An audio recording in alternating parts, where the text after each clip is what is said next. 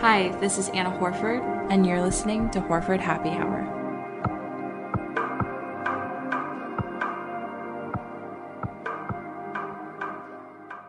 Hey guys, welcome to another episode of Horford Happy Hour.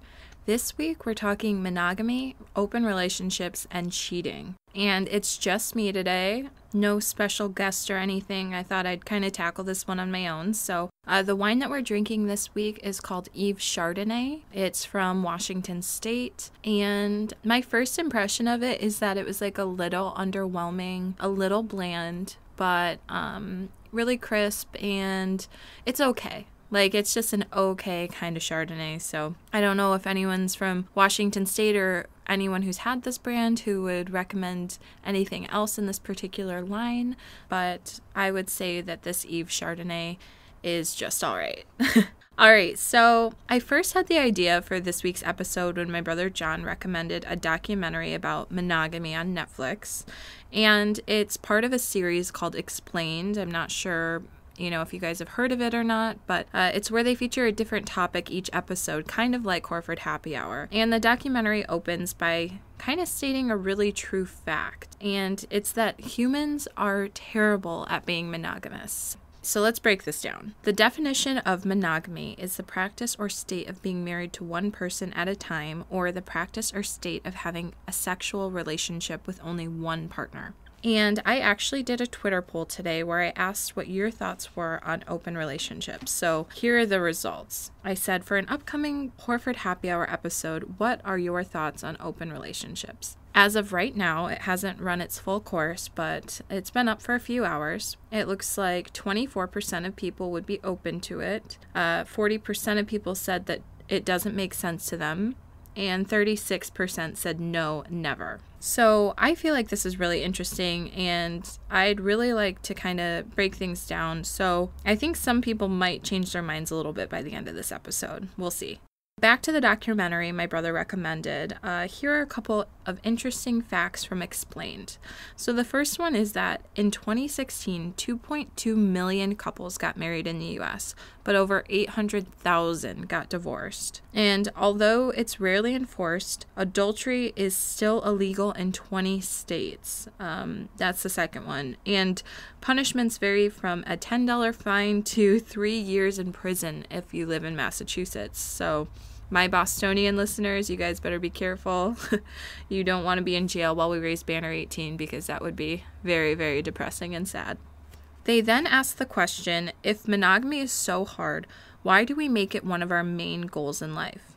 And my theory, and theirs in a way, is that it's what's expected of us. So we let societal expectations dictate what we believe is right and wrong, even if they're based on outdated ways of thinking. And historically speaking, marriage was originally invented not for love, but for power and assets. So back when people really needed to combine their forces for survival, hunter-gatherers didn't practice monogamy. It's not what we originally did. And it could be argued that monogamy actually isn't natural for humans. Another thing that I found interesting was that one of the men that was interviewed in the documentary said he's coined the term monogamish, and that's to describe the relationship he and his husband have. He explained that they'd been together for 24 years, but have only been monogamous for 20 of them, and that people often tell them, like, I couldn't do what you do, and I value monogamy, and all 3 of my marriages were monogamous, and it's like, well, yeah, you've had 3 of them. You haven't just been with one person for your entire life. And in the documentary, it's argued that when you choose to be monogamous, you're choosing to be committed to monogamy, not your relationship. And that relationships shouldn't be about what you should have, but what you want to have. And according to Psychology Today, recent research has found that up to 40% of men and up to 25% of women in a monogamous relationship said that they would switch to a consensual non-monogamous relationship if they lived in a world where everyone had open relationships. And so, think about that for a second. It's 40% of men, so that's almost half, and 25% of women. I think it's probably a little bit more than that. I feel like women are a little bit more modest and meek when it comes to saying how they're really feeling or their truths and whatnot. And that's just another thing that's kind of ingrained into society, would be open to the idea of this if it was something that was normalized. And as humans, I don't feel like that's, really far-fetched or anything. So it'll be interesting to see the trends, over the next few decades. And I only say decades, not hundreds of years, because who knows how long this planet's going to be around with the way that we're treating it. But that's for a different episode. But I'm just saying, we may not agree with it or be ready for it, but non-monogamous relationships kind of make sense in a way. So another thing that I wanted to bring up was consensual non-monogamous relationships.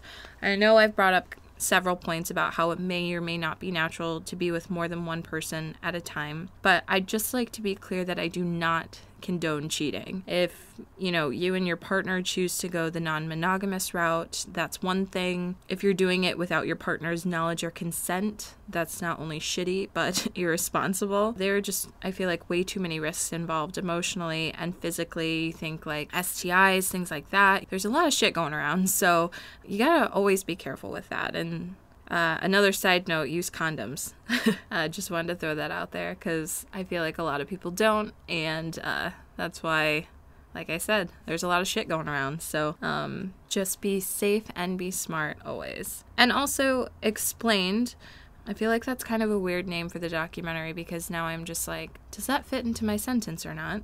But anyway, all right, so the documentary also interviewed couples that had primary partners and secondary partners. And I feel like this is an interesting concept to me. A major issue that I feel like would kind of come along with that is jealousy. Dun, dun, dun. It would definitely take the right partner if you were to make a non-monogamous relationship work. And people who are possessive, which is a very unhealthy trait, would obviously not be down with their partners getting some on the side, even if they're doing it themselves, which is common and lame as fuck. So suggestion, if you're in a situation like that, get out of it immediately. And here's my thing, people cheat anyway, men and women. And according to the Washington Post, this was something that I had pulled up. In a 1991 study, sex researcher Cher Hite found that 70% of married women have cheated on their partners. A 1993 follow-up study found that 72% of married men have as well. According to a 2004 University of Chicago study, 25% of married men have had at least one extramarital affair, and with more than 12 million members looking for extramarital intimacy on website ashleymadison.com, tagline,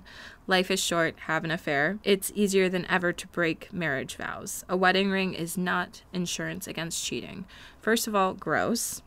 Just kind of to segue into cheating a little bit, because it's something that I feel like everyone, knows someone who's been impacted by cheating in one way or another. And so I thought it'd be kind of interesting to look into some of the reasons why people cheat. And this is kind of what I came up with and what I found. And these reasons made a lot of sense to me. So according to Dylan Selterman, a social psychologist at the University of Maryland and the lead author of a study recently published in the Journal of Sex Research, states 8 of the main reasons why people cheat.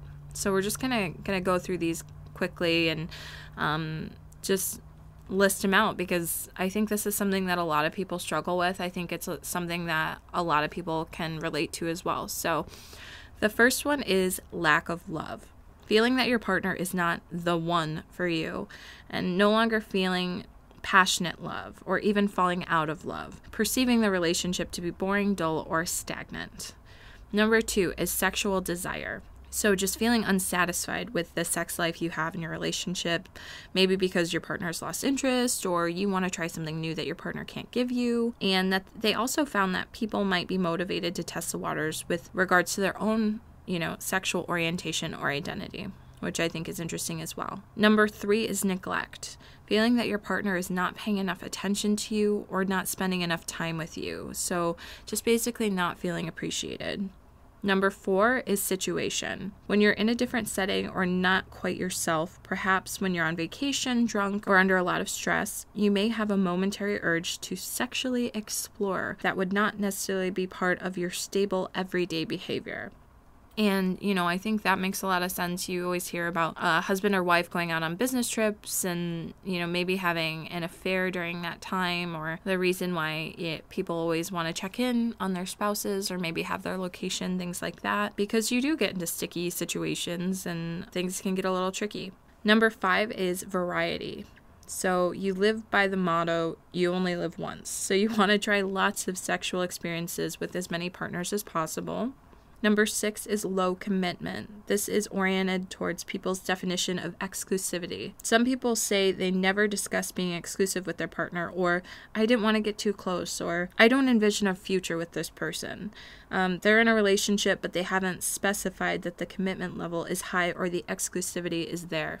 I feel like a lot of younger people, millennials in particular, are kind of faced with this low commitment reason for why people cheat. And I just feel like no one wants to commit these days. They want it to be easy. They don't want to have to work for it. They just see someone that they like or whatever and they go for it, which can be great. But at the end of the day, I feel like commitment is very important. Number 7 is esteem. So you feel sleeping with others will improve your sense of self-worth and signal your independence or increase your social status and popularity.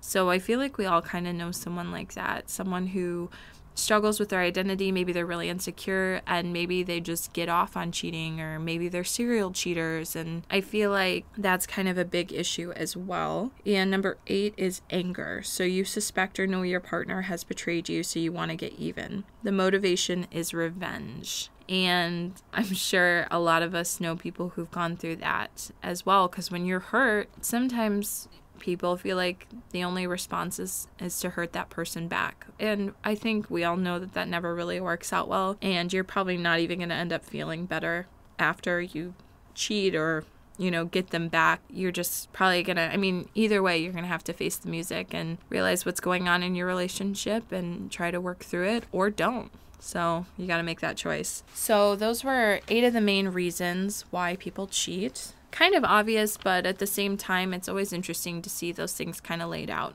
And I just feel like I know so many couples that are together and have also cheated on each other. And I'm sure a lot of you guys do too. And it's almost like, would you rather it be guilt-ridden and secretive or open and honest? Because in my experience, like I said, a lot of the time it's going to happen anyway.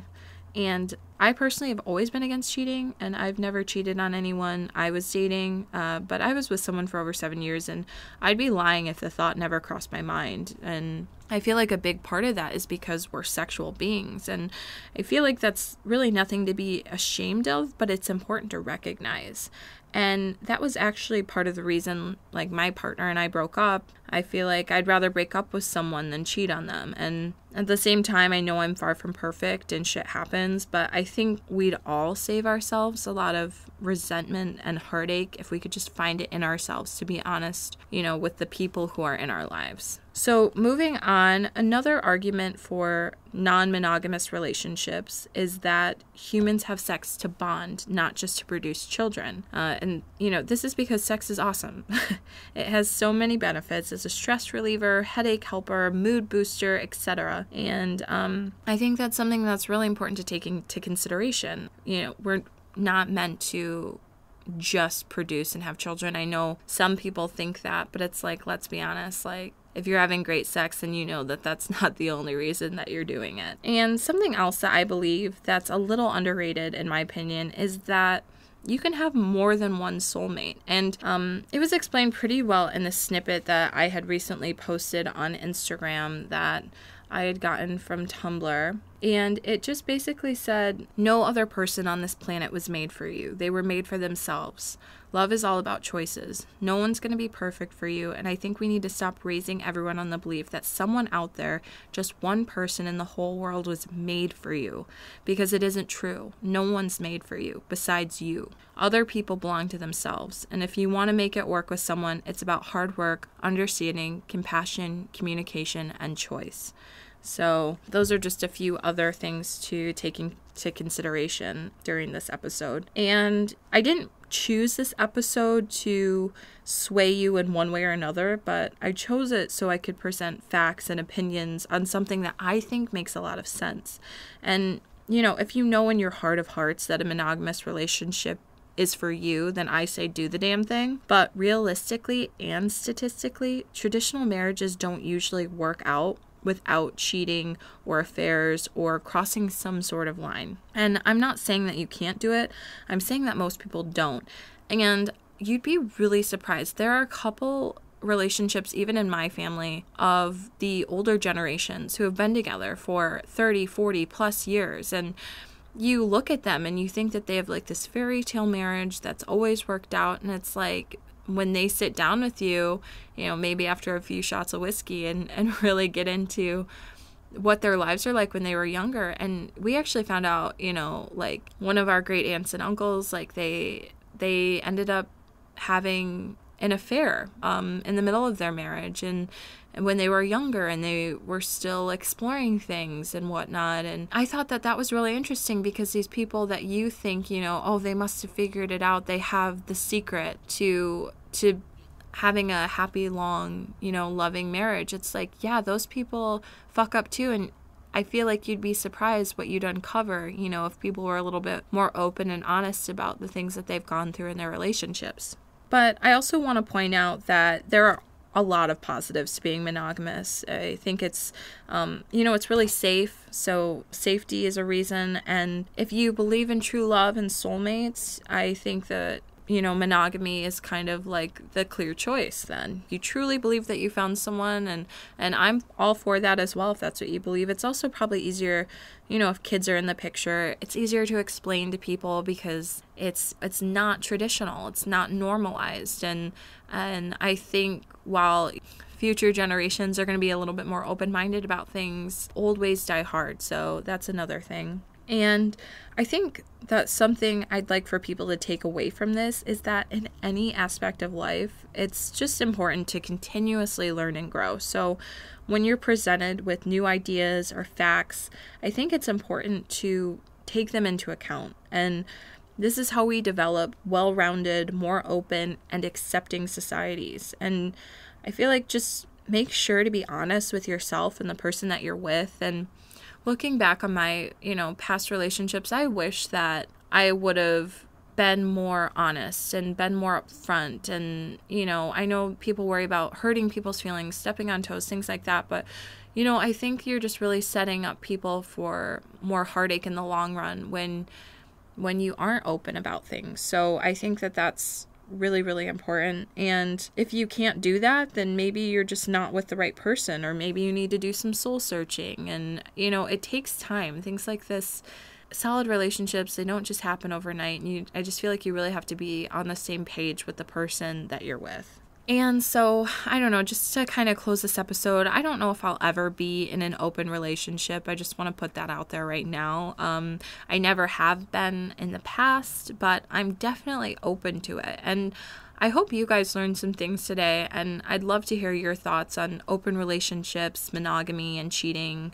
And feel free to email me at horfordhappyhour@gmail.com if you have something to contribute and if it's something you're comfortable sharing, because I am interested to know, what other people think about this, what their reasoning is, etc. And I'd really like to do a follow-up episode after I get some of your thoughts and opinions. So definitely check out the documentary that I mentioned. It's explained, and it's the monogamy episode, and it's on Netflix. Thank you all for tuning in, and I'll talk to you again next week.